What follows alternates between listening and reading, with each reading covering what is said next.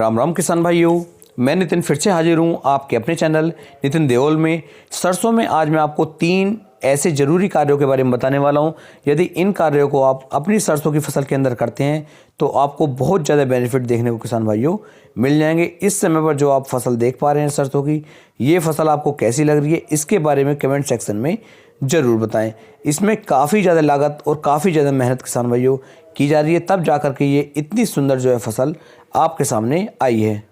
किसान भाइयों, आपको क्या लगता है कि जो फसल आप इस समय पर देख पा रहे हैं, इसके अंदर जो हमारी सरसों की फसल है ये कितना उत्पादन निकाल करके दे सकती है? ये लगभग 40 बीघे का खेत है, यानी कि बहुत ही अच्छी तरीके से किसान भाइयों इसके अंदर सरसों की बुआई की गई है। आप देख सकते हैं बहुत ही बड़ा प्लाट है, बहुत ही बड़ा खेत है, और खेत के अंदर जो हमारी सरसों है ये कितनी घनी जमी हुई है और कितने अच्छे इसके पौधे हैं। इस पूरे खेत के अंदर एक भी रोग किसान भाइयों देखने को नहीं मिल रहा है। पूरा खेत बिल्कुल हरा भरा है, लहरा रहा है, और बहुत ही शानदार उत्पादन निकलने की इसकी उम्मीद की जा रही है। तो आप सभी से मेरा अनुरोध है कि आप सब अपने कमेंट जरूर बताएं कि आपको क्या लगता है कि कितना उत्पादन ये फसल हमें निकाल करके दे सकती है। यदि आप भी अपनी सरसों की फसल को ऐसा ही हरा भरा और इतना शानदार करना चाहते हैं तो आपको कौन कौन से कार्य कितनी कितनी मात्रा में करने हैं, उन सब के बारे में आपको बताने वाला हूं। और आज आपको किसान भाइयों 3 ऐसी ज़रूरी बातें बताई जाएंगी, जिन बातों पर, जिन कामों पर यदि आप फोकस रखते हैं तो आप भी एक शानदार उत्पादन अपनी सरसों की फसल से निकाल पाएंगे। ये फसल बिल्कुल ही लहरा रही है और बहुत ही सुंदर, बिल्कुल हरी भरी फसल है। पूरी फसल के अंदर किसी भी तरह का किसान भाइयों को ना तो ही कोई कीट है, ना ही कोई बीमारी है, और ना ही पीलापन इस पूरी फसल के अंदर आपको देखने को मिलेगा। बिल्कुल हरा भरा और शानदार खेत किसान भाइयों ये होने वाला है।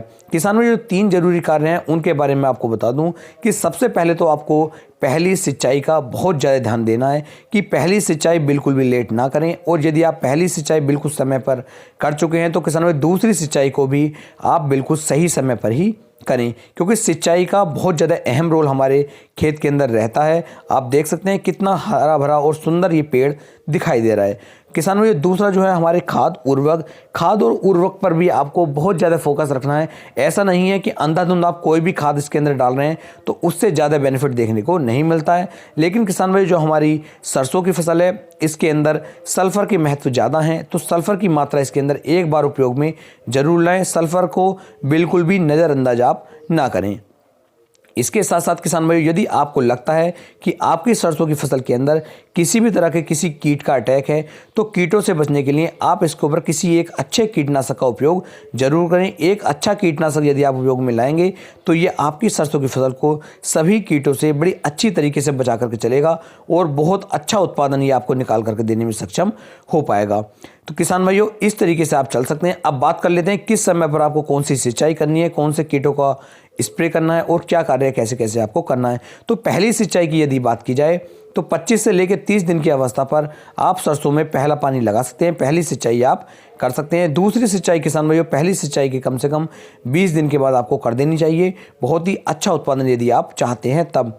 और पहला खाद किसान भाइयों पहली सिंचाई से लगभग 2 से 3 घंटे पहले या फिर 4 घंटे पहले आपको करना चाहिए, जिससे आपको काफ़ी अच्छा बेनिफिट देखने को मिल जाएगा। बात कर लेते हैं कीटों की। तो कीटनाशक के बारे में मैं आपको 1 से लेकर 2 वीडियो बना करके दे चुका हूं कि आपको कौन कौन से कीटनाशकों का उपयोग आप सरसों पे कर सकते हैं, जिनसे आपको काफ़ी अच्छा बेनिफिट मिल जाएगा और सभी कीटों का जो अटैक है आपकी फसल के ऊपर वो बिल्कुल जड़ से किसान भाइयों चला जाएगा। तो इस तरीके से आप अपनी सरसों की फसल का उत्पादन बहुत ही शानदार तरीके से निकाल सकते हैं। यदि वीडियो पसंद आई हो और ये हमारी खेती, हमारी फसल अच्छी लगी हो तो कमेंट सेक्शन में ज़रूर बताएं। फिर मिलेंगे एक नई वीडियो में एक नई जानकारी के साथ।